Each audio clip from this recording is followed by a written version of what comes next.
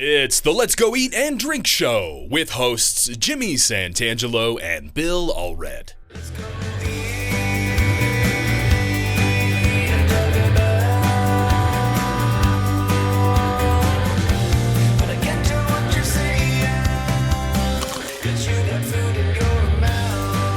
I'm your announcer, Zach Caton, and we're coming to you live on tape from the wonderfully appointed Media Center at Visit Salt Lake. Wouldn't you like to record in a studio like this? Maybe you can. Visit www.visitsaltlake.com. Our guest today is the mayor of Salt Lake City, Erin Mendenhall. As mayor, Erin is working hard to make Salt Lake City more environmentally and economically resilient, determined to bring scientific understanding to air quality discussions in the state legislature. She is also determined to ensure every Salt Laker, no matter their neighborhood, economic or housing status, faith, race, or sexual or gender identity, can access all the city has to offer. We are proud to call Erin the mayor of our great Salt Lake City. And now, here are your hosts, Jimmy and Bill. On a show, I don't think. I would. I don't think you would. I don't know. I think I've sworn on the radio program. Oh, you might Not have. big swears. No, little like damn. swears. Yeah, you do bigger swears than that. Not much on the radio, like. How's the mic level for the mayor, Dawson? Should I pre-pour? Are you going to pour the kombucha, or Yeah. should I pre-pour? We're gonna pre-pour. Okay. Did you I get didn't the know if that was part name of the woman who owns the place, Jim? Yeah, I did not. I believe it's Raquel. Do you know who owns the? No, I don't, because I've been going to You're the mayor. You should know. HK a lot. HK. Where's that one? It's behind, you know, the Tesla shop on 3rd West north of Target? And there used to be an engine shop behind that has been reused. Is it Visit Salt Lake that you're a member of? Of part which the you are a member? organization. How is that better? With volume level 1, 2, 3. I guess I'm having some mic issues. You're good. If it's Am I better, good, it was Dawson? up there. You're good too. Okay. We're all good? Okay, I can we don't- see the bunny? You can see the Can we- bike, but you can't see the All right. bike. But what? But you can't see the bike. That's okay. Well, Just the handlebars on some. I just like the fact that the mayor rode a bike. Fantastic. An Here to- inspiration to us all. All right, Yeah. are we going? Are we Yes. set? Okay. We're going. All right. And a lot of this chit chat right here ends up as part of the show, which is Really yeah, high professional. quality shit Yeah. here. Yeah. Well, there we go. Out of the gate, the mayor says the S word. You know, that's one of the words that this is Mayor Erin Mendenhall, by the way, Salt Lake City mayor. That's one of the words that I can't say on the radio. Oh, You can't. So There's I 7. feel like I hear you say it though. So you must bring the effect. I do. I mean, you can Yeah. feel that I want to say It's it. on the airwaves. There are several words that you just absolutely cannot say, according to the FCC, and that is one of them, which I didn't know. And our previous owner of ours, we said to him, can't we say the word shit occasionally? And he said, well, I don't know. And I said, I mean, come on, everybody says that. Your grandmother says it. Your grandmother drops a casserole on the floor and she goes, oh shit! You know, everybody, so why can't, and he said, yeah, you're right, why don't you? So we would occasionally say it. And then and it went on for about a year, and then he came in and he said, I just talked to our lawyer. And no one has complained, but if they do, then the FCC will start messing with our license. Here, we don't worry about that because this is all just on the internet. Podcast, Yeah. YouTube. Yep. and Okay, we're officially beginning. I have to read All the right. sponsor. Dawson, thanks for printing up the sponsor. It's Jimmy. Okay, it's your job, you know. Do you leave the door open too? No. No, we probably should shut the door. It's a real laid back thing You here. have signs on. Anybody could come in, really, and join the They could. conversation. Yeah, that'd be all We right. invite people periodically. At any rate, let me tell you, thanks everybody for watching and listening, whichever you do on your podcast devices. Beehive cheese, which we have right here, and please, Mayor Mendenhall, feel free. I'll dive in. What cheese is this, Jimmy? We have the porcini encrusted cheese, so nice mushroom throughout. Okay. In a league of its own, Utah's Beehive cheese elevates humble cheddar to artisanal greatness. I agree. Yeah? With spirited flavors that spark conversation. Producing award-winning cheeses that bring friends and family together, Beehive cheese earned first place at the 2022 American Cheese Competition. Excuse me, that's the American Cheese Society competition. And were named makers of the best American cheese in the world. At the World Cheese Awards at 2021, they earned the Slow Food Snail of Approval. Bravo. Late 2022, Beehive cheese is also one of only 7 American cheesemakers to be B Corp certified. And do you have any idea what B Corp certified is? It means they're decent people to work for. They take care of their employees. They pay a decent wage, benefits. Very good. I did not know. I did not know. Yes, I did not know what that meant, and I just read it, and then I said, Dawson, well, I'm reading something. I don't know what it is, and then so they added that, so I knew. I probably missed the point of what No, B you Corp got actually is. you got it. Transparency, employee benefits, charitable giving. Yeah, you were right on. This is why this woman is the mayor of Salt Lake City. And also we have this lovely kombucha here. It's from Replenish Kombucha, and it's over in the Liberty Wells neighborhood. Yep. And it's Renourish. Renourish. Right by Liberty Park. Renourish, not replenish. I wrote replenish, and it's not. It's Renourish. It's very good. Salt Lake City Mayor Erin Mendenhall. This is your second term as mayor? Yeah? Yes, indeed it is. And you still like it? I like it so much. Well, we'll get into why. A lot of people wonder. Mayor Mendenhall, are you originally from Salt Lake? We've talked about this a long time ago, but... No, I was born in Mesa, Arizona, in a double-wide trailer, and my family lived there until I was 7 in Arizona. And we moved up to Sandy. My dad was diagnosed with cancer around that time. I remember you telling me, yeah. So he needed a job that didn't send him all over the place. And that's how we landed here. Yeah, and you've been here ever since. I moved to 9th and 9th neighborhood when I was 17 years old, 2 days after high school. So, when did you get into public life? Boy, I never expected to. Why did you?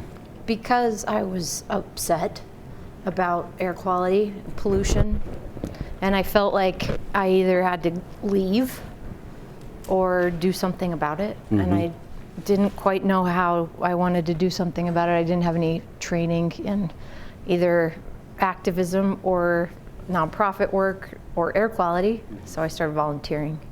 And that evolved into co-founding a nonprofit. Reeve, Utah? Yeah. Is that what? I started with Utah Moms for Clean Air. Oh, yeah. Remember that back in the day? And started as a volunteer. I was their first employee, and then a bunch of us from Moms branched off to make Breathe. What did you think you were going to do with your life as a career? Well, when I was a kid, I wanted to be a dentist. I say a kid, but even through college, I wanted to be a dentist. You kind of thought you might go away to dental school? Yeah. My sister is a dentist. She was the first female dentist in the Phoenix area. She's my stepsister. She's a lot older than me. And she was my role model. So I still think I would like being a dentist, but I'm definitely not going to dental school. What are you going to just practice at home? I might hang my small business. Slam the door. No. Dental practice. Erin, that you laugh, but did you ever do that? Shot of tequila, and we'll get to work. Yeah, that. Hold still. It'll just take Oh man, my parents did that to me once. Oof. Slammed the tequila? No, I was like, no. They got me drunk, but for other reasons. So I think it'd be great. You just operate a little, under the cover dentistry. I'm not going to do that. Okay. But I think being the mayor is not entirely unlike dentistry, Kind of maybe. like pulling teeth, getting things. Yeah, you're there to create solutions. Every mouth is different. Every half an hour or 60 minutes, you're looking at something different, and you better fix it or make it better. So you decide to at some point to run for city council. What made you do that? Two things. I was liking policy work up on the Hill. We were getting some things done, like we got the driver's ed curriculum for the state of Utah to include information about pollution, because most of our pollution comes from cars, but we weren't teaching anybody how to do less of that as drivers. We should point out that Mayor Mendenhall rode her bike to this taping today.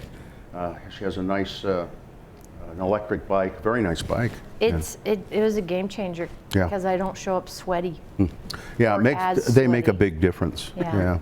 But as sweaty. Great bike paths too. That help collaborate to help encourage. There's more than ever before. It feels a little more safe. Yeah.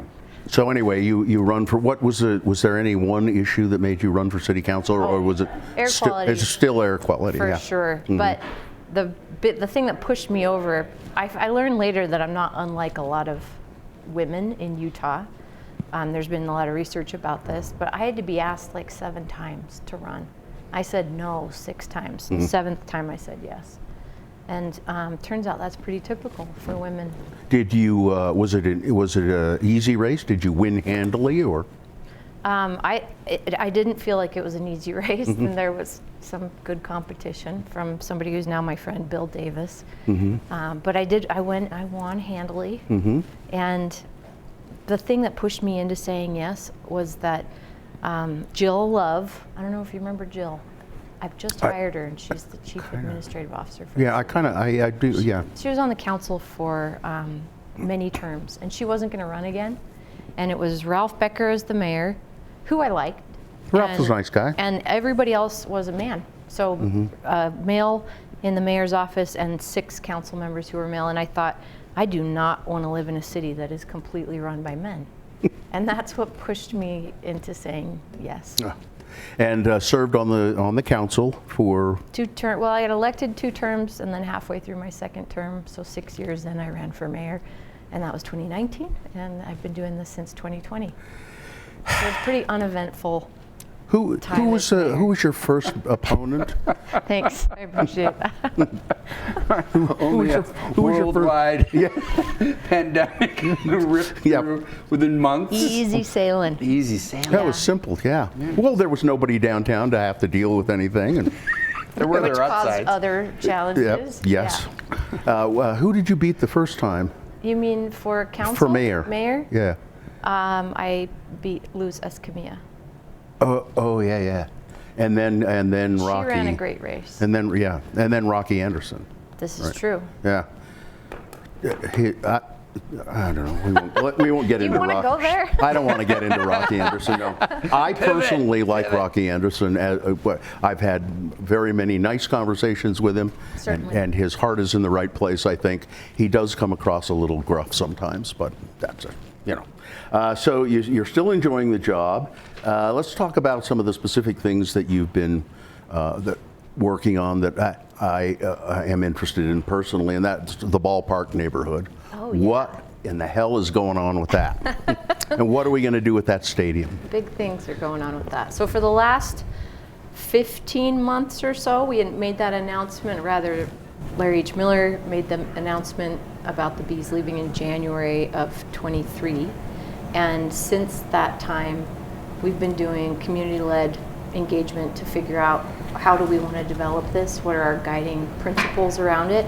And that work is pretty much wrapped up now. Yeah, there were a lot of suggestions, and you. We also had that design competition. Yeah, you solicited. Yeah. Solicited designs for the ballpark.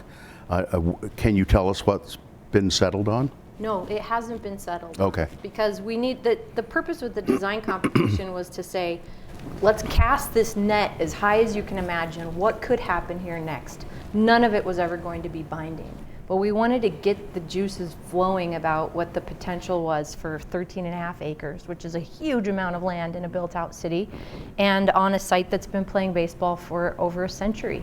Yeah. And the design competition did a good job of that. Then it was time to really dig in with the community and say, if there is massive change here, meaning does the ballpark stay or does the ballpark go? What kind of activation and priorities do you want to see met? Neighborhood safety is a huge one that came out of this process. Better options for people to come together and hang out every day, 365 days a year, and that's the biggest importance to me. To utilize it all year round. You know, we've got a game, 71 days a year, and the rest of the time it's pretty quiet there. That neighborhood deserves a vibrant, awesome place that lifts people up, makes us want to come together, celebrates the history of the neighborhood, and is a safe space. So these are the guiding principles that have come out of the process. Right now, the redevelopment agency of Salt Lake City, who's overseeing this, is in the process of contracting for a design consultant. That's an entity that's going to have a lot of professional heads who bring together the community feedback process, the work we did with the station center plan, the land potential and the density options that we could have, and then the $100 million ballpark trust that Gail Miller just announced a couple of weeks ago. They are leading the first 22 million of the 100 million, and that's the above and beyond. It's the but-for money that I asked them to contribute to the ballpark neighborhood, basically to enrich lives in perpetuity. There's a lot, there's a lot of culture in that neighborhood, and it kind of goes unnoticed, I think, and that's a shame. There are a lot of there's just a lot of potential there. Yeah, there's a lot of history there too. Yeah. So this design consultant is going to do something we don't usually do when we have a piece of property in the city, which is propose what should be there, what could be there based on the community's interests and these opportunities for the 100 million to activate.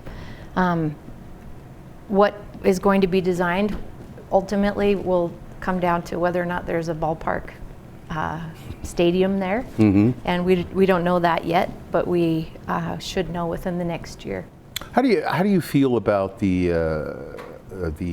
Major League Baseball park and National Hockey League redoing the whole Salt Palace where we are right now, essentially?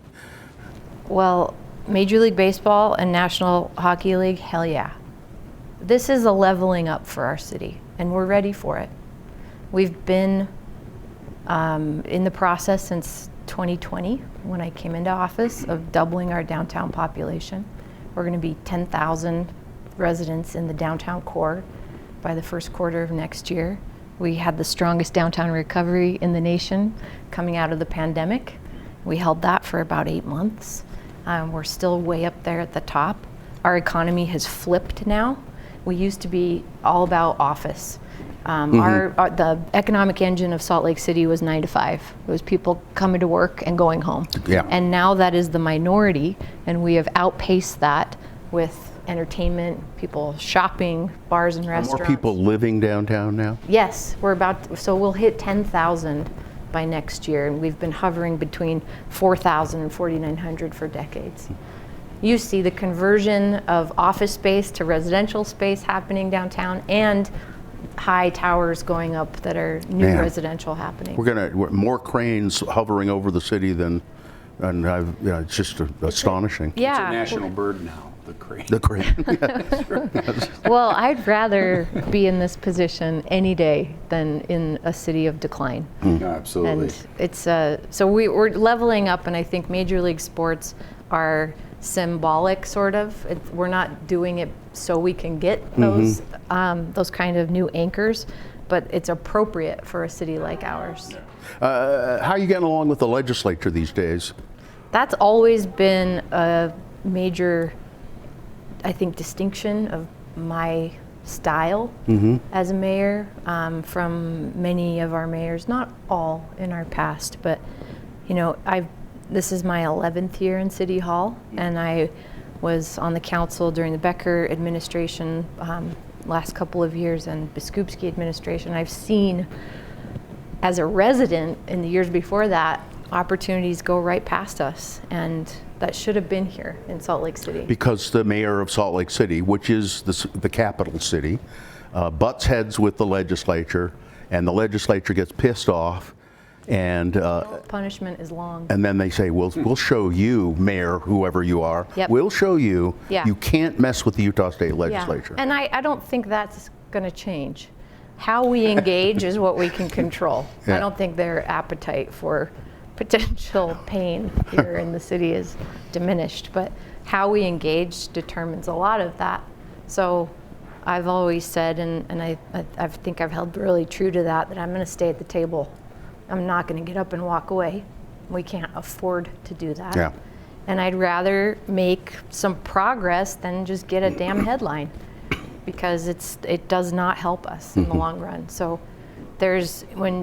back to Major League Baseball and NHL, they were the downtown bill and the Power District Fair Park bill were really different pieces of legislation.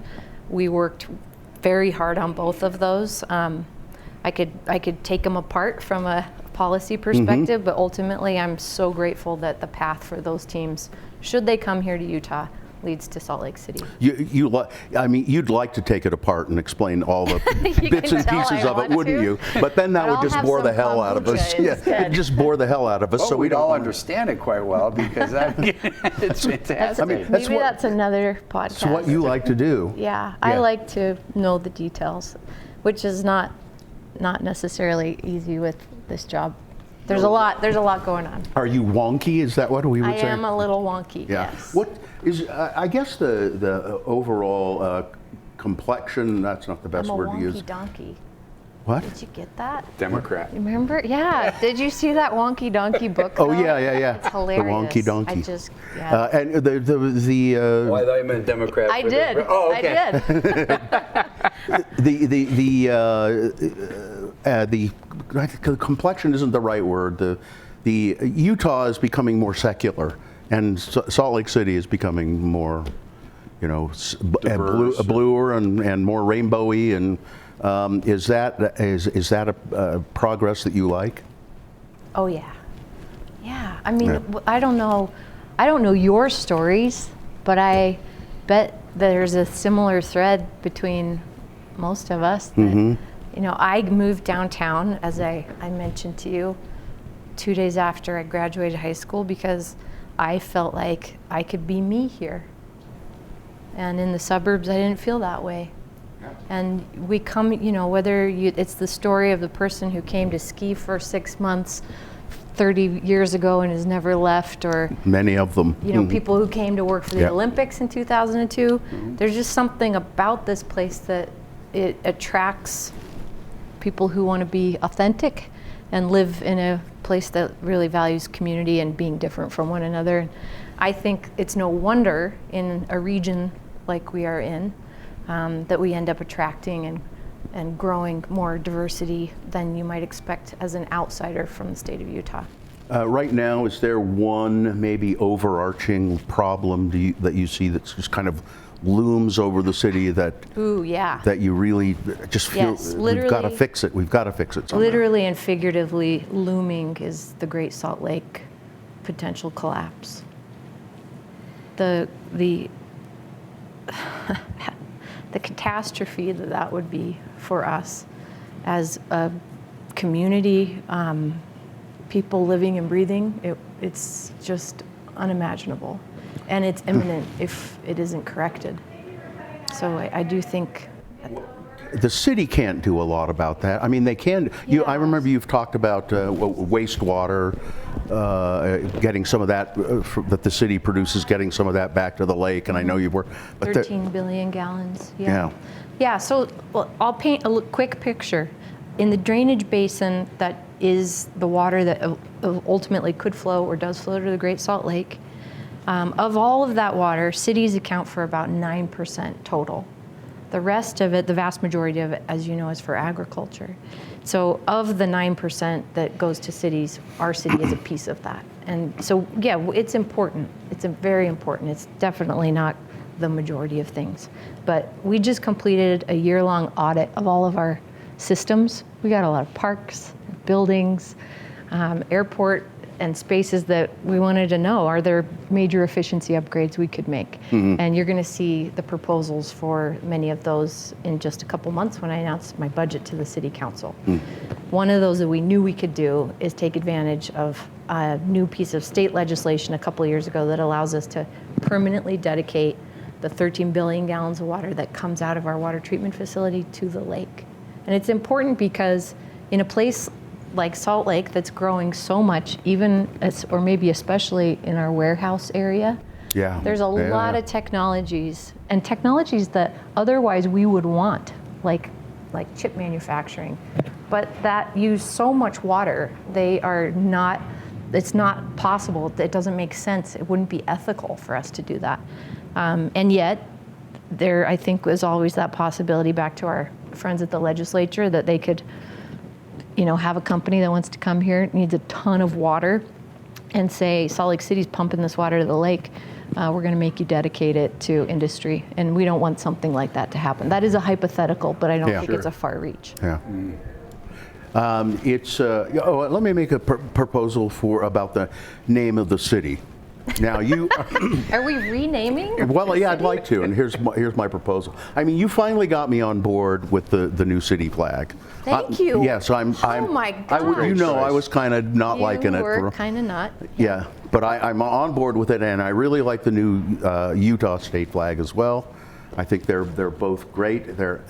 And people say, well, it's kind of woke, isn't it? And I say, yeah, it really is. It's great. They're woke. But I believe that this city used to be called this, and I think we should do it again. We should always call it the Great Salt Lake City. As we are Great Salt Lake City. Currently in the Calvin S. Rampton Salt Palace Convention Center. I know I've heard you advocate for the full name here at the Salt Palace. The Salt Palace, the Calvin L. Rampton Calvin L. Rampton. He was the last Democratic governor we had. Calvin L. Rampton Salt Palace Convention Center. You shouldn't just call it the Salt Palace. You should always call it the Calvin L. Rampton Salt Palace Convention Center. You converted me. I just messed up his middle initial. Yeah. Yes. So we just call it Great Salt Lake City. Great Salt Lake City. You are Erin Mendenhall, mayor of Great Salt Lake City. I thought I was gonna scoff at your proposal, but that's actually pretty good. We call the lake the Great Salt Lake. Yeah. That's what you brought that up, and you said we need to fix the Great Salt Lake. So it's Great Salt Lake City. Okay. And it reminds us of the lake, and I like it. All right, keeps it forefront. Wait, I thought you might want to name the team potentials here. Team potentials? Yeah. I haven't given that much thought, actually. You mean I'd like you to. The Major League Baseball and the hockey. Yeah. Yeah. Could you think on that and get back to me? I will. I actually don't get to name any of them. No. You could suggest. Sometimes I can lean. 2 terms as mayor of Salt Lake. Is that enough? What are you going to do? There's no term limits. No, but we're Salt Lakers, and I think Great Salt Lakers. Thank you. We are. We're Great Salt Staying on brand. Great Salt Lakers, and I think I haven't seen us like 3 terms in a mayor since Ted. Ted did do 3 terms. Yeah. And then Ted left in the midst of his 3rd. That's right. Ted Wilson, by the way, is wonderful the greatest guy. mayor Salt Lake City's ever had. You think? Yeah. He was, I'm talking of him in the past tense, but he's still with us. Yep. He's one of the kindest, greatest guys I have ever interviewed or talked to.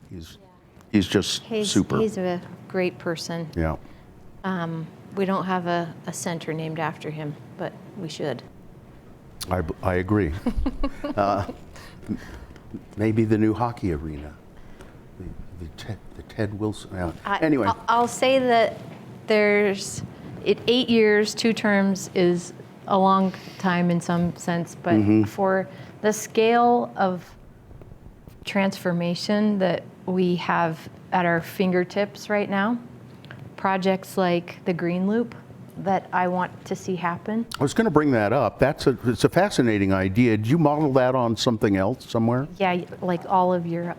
Just kidding, not exactly, but the idea that what is our roadway space maybe should be reprioritized in part for pedestrians and trees and beauty. You know the green loop, what that is, Jimmy? I'm familiar with it. You're going to do a very large loop around the city. A park. 5.5 miles. 5.5 miles, green space, but bicycle, pedestrian. Yeah, I like to praise Brigham Young for buying up our water rights, which he did very well, and making 6 ox cart U-turn capability in our downtown city streets. It's a great, in many ways, it's a good problem for us to have. It's hard to cross as a pedestrian, but we don't need all of that space for cars. Nope. And there are streets like 2nd East and 5th West that should be, and I believe they should be converted into mostly park space. We'd still allow for vehicles to come through, but they would mostly be park space. No, that's a good idea. You did activated it with the tiny little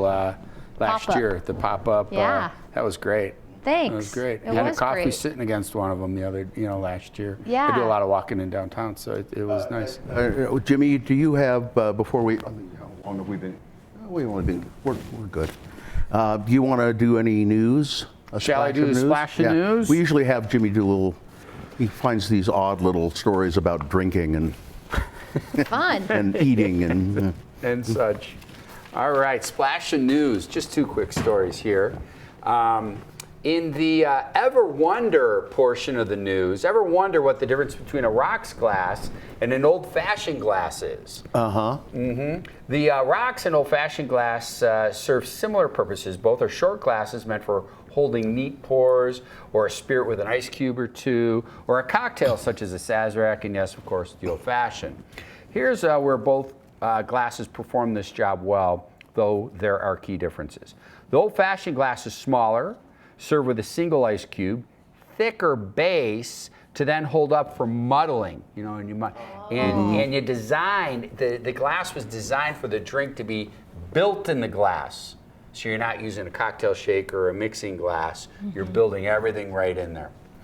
The rocks glasses are larger, known as a double old-fashioned glass, and is more versatile as it can hold drinks with multiple ingredients. I guess that explains why I like the rocks glass better. multiple ingredients.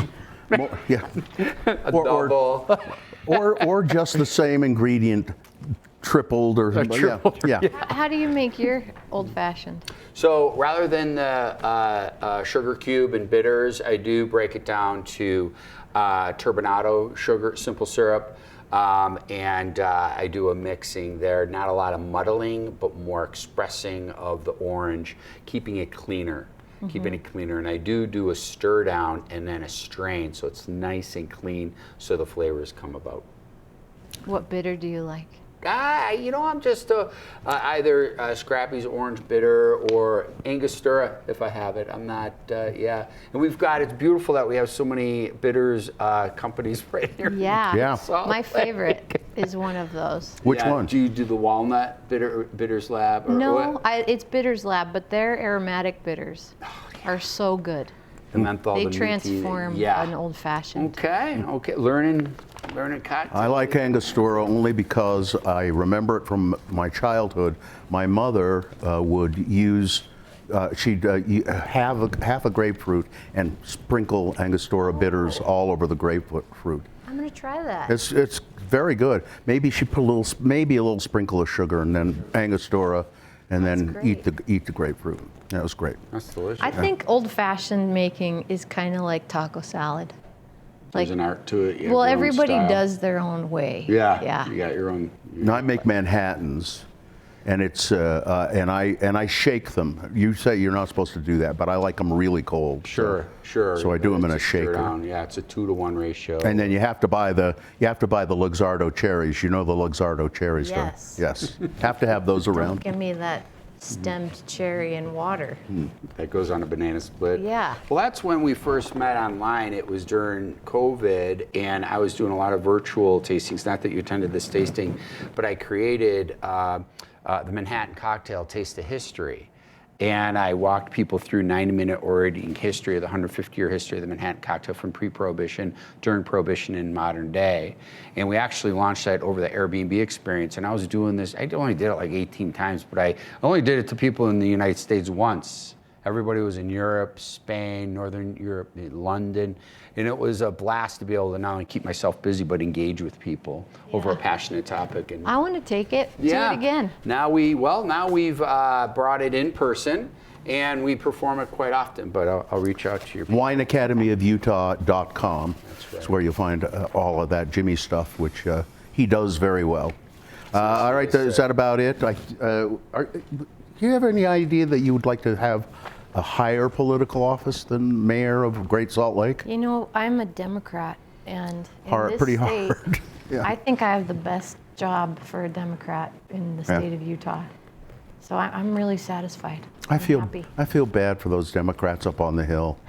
My God. I'm so grateful that they will do it. I'm glad they're there, but what are there, 8 of them, 10 of them, something like that? Not enough. I know. Not enough. Well, if we can get the legislature, I mean, this gerrymandering crap, get that taken care of, maybe we could have some more. Maybe. All right. Thanks for being here. Yeah, thanks for having me. Great Salt Lake City Mayor Erin Mendenhall. And that's about it. What's your bunny's name, Dawson? Mr. Fluffers. I see. Woo. He had a difficult childhood, I can tell. Thank you for watching. Yes, thank you for watching and listening and whatever you're doing right now. If you have any questions or comments, you can go to the Let's Go Eat Show at gmail.com and make your comments, and if you'd like to come and watch a taping of this show, you could. Just ask for it, and you'll be asking for it if you do it. The Let's Go Eat Show at gmail.com. Thanks to everybody for being there, and we'll see you again. Thanks for joining us for another episode of the Let's Go Eat and Drink Show with Bill Allred and Jimmy Santangelo. You can contact Jimmy at www.thewineacademyofutah.com. As for Bill Allred, it might be best to just leave him alone. Comments, questions, or angry complaints to the management should be directed to the Let's Go Eat Show at gmail.com. The Let's Go Eat and Drink Show is produced by Dawson Dow. Our theme music was composed and recorded by Doug Wild. Recording facilities as needed are furnished by the Visit Salt Lake Media Center at www.visitsaltlake.com. The show is a Double Plus production. I'm Zach Caton. They got the mayor. Are we qualified for that? Tough act for the next guest to follow.